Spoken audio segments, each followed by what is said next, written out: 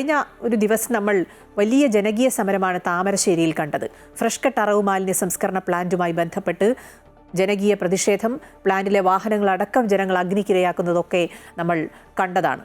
ആ വലിയ പ്രതിഷേധങ്ങൾക്ക് ശേഷം സംസ്കരണ പ്ലാന്റ് ഇന്ന് തുറക്കുകയാണ്. കർശന ഉപാധികളോടെയാണ് പ്ലാന്റ് തുറക്കുന്നത്. പക്ഷേ നാട്ടുകാരുടെ പ്രതിഷേധം തുടരുകയാണ്. ഈ വാർത്തയുടെ വിശദാംശങ്ങൾ വർഷ ഗിരീഷ് നൽകും കോഴിക്കോട് നിന്ന്. വർഷ, ഞാൻ സൂചിപ്പിച്ച പോലെ തന്നെ വലിയ ജനകീയ പ്രതിഷേധമാണ് താമരശ്ശേരിയിൽ നമ്മൾ കണ്ടത്. ആ ജനകീയ പ്രതിഷേധത്തിനൊടുവിൽ ഇപ്പോൾ വീണ്ടും ഈ ഫ്രഷ് കട്ട് അറവ് മാലിന്യ സംസ്കരണ പ്ലാന്റ് തുറക്കുകയാണ്.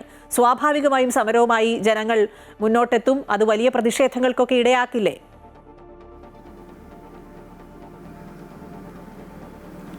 അതെ അഖില, തീർച്ചയായും ഫ്രഷ് കട്ട് പൂർണ്ണമായി അടച്ചുപൂട്ടണമെന്ന് തന്നെയാണ് സമരസമിതിയുടെ ആവശ്യം. ഈ ആവശ്യവുമായി തന്നെയാണ് കഴിഞ്ഞ 21-ാം തീയതി അവർ പ്രതിഷേധവുമായി ഫ്രഷ് കട്ടിന് മുമ്പിൽ എത്തിയത്. താമരശ്ശേരി അമ്പായത്തോടിലെ ഈ ഒരു അറവ് മാലിന്യ സംസ്കരണ കേന്ദ്രം കാരണം തങ്ങൾക്ക് ജീവിക്കാൻ കഴിയുന്നില്ല എന്നുള്ളതായിരുന്നു പ്രദേശവാസികളുടെ ഏറ്റവും പ്രധാനപ്പെട്ട ആരോപണം. ഇവിടെ നിന്നും വമിക്കുന്ന ദുർഗന്ധം കാരണം തങ്ങൾക്ക് ജീവിക്കാൻ കഴിയാത്ത അവസ്ഥയാണെന്നും പ്രദേശവാസികൾ ആരോപിച്ചിരുന്നു. ഇതെല്ലാം ചൂണ്ടിക്കാട്ടിയാണ് അന്ന് കഴിഞ്ഞ 21-ാം തീയതി പ്രതിഷേധക്കാർ ഈ കമ്പനിക്ക് മുമ്പിൽ എത്തിയത്.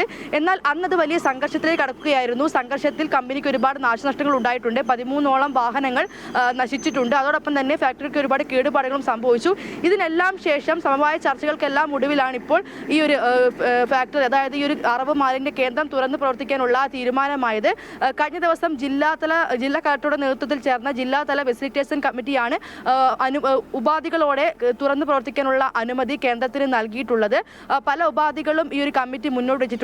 ഇവിടെ മുൻപ് സംസ്കരിച്ചിരുന്നത് 25 ടൺ മാലിന്യമായിരുന്നു. എന്നാൽ അത് 20 ടണ്ണായി കുറയ്ക്കണമെന്നുള്ളതാണ് നിർദ്ദേശം നൽകിയിട്ടുള്ളത്. അതോടൊപ്പം തന്നെ ഈ അറവ് മാലിന്യം ഈ കേന്ദ്രത്തിൽ നിന്നും വമിക്കുന്ന ദുർഗന്ധം കാരണം നമുക്ക് ജീവിക്കാൻ കഴിയുന്നില്ല എന്നുള്ള പ്രദേശവാസികളുടെ പരാതിയിൽ NIST പരിശോധന നടത്തും. അതോടൊപ്പം തന്നെ എല്ലാ മാസവും മലിനീകരണ നിയന്ത്രണ ബോർഡ് ഇവിടെ പരിശോധന നടത്തുമെന്നുള്ള കാര്യം കൂടെ അറിയിച്ചിട്ടുണ്ട്.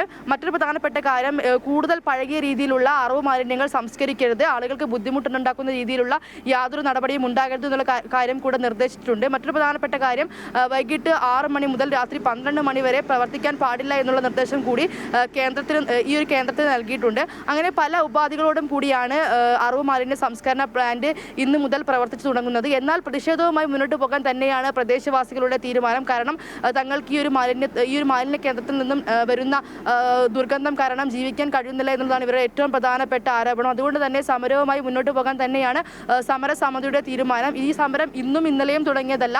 ഈ അറവ് മാലിന്യ പ്ലാന്റ് വന്ന 6 വർഷമായി. അന്നു മുതൽ തന്നെ ഈ പ്രതിഷേധവുമായി പ്രദേശവാസികൾ രംഗത്തുണ്ട്. എന്നാൽ യാതൊരുവിധ നടപടിയും ഈ ഭാഗത്തു നിന്നും ഉണ്ടായിട്ടില്ല എന്നുള്ളതാണ് ഇവരുടെ പ്രധാനപ്പെട്ട ആരോപണം. എന്തായാലും സംഘർഷത്തിന്റെ പശ്ചാത്തലത്തിൽ രാഷ്ട്രീയ പാർട്ടികളും കൂടെ ഈ ഒരു സമരത്തിന്റെ ഭാഗമായിട്ടുണ്ട്. അതുകൊണ്ട് തന്നെ ഇന്നിപ്പോൾ ഈ ഒരു അറവ് മാലിന്യ സംസ്കരണ കേന്ദ്രം തുറന്ന് പ്രവർത്തിക്കുമ്പോൾ അത് എത്രമാത്രം വലിയ പ്രതിഷേധത്തിനിടയാക്കുമെന്നുള്ള കാര്യമാണ് ഇനി അറിയാനുള്ളത്. അഖില.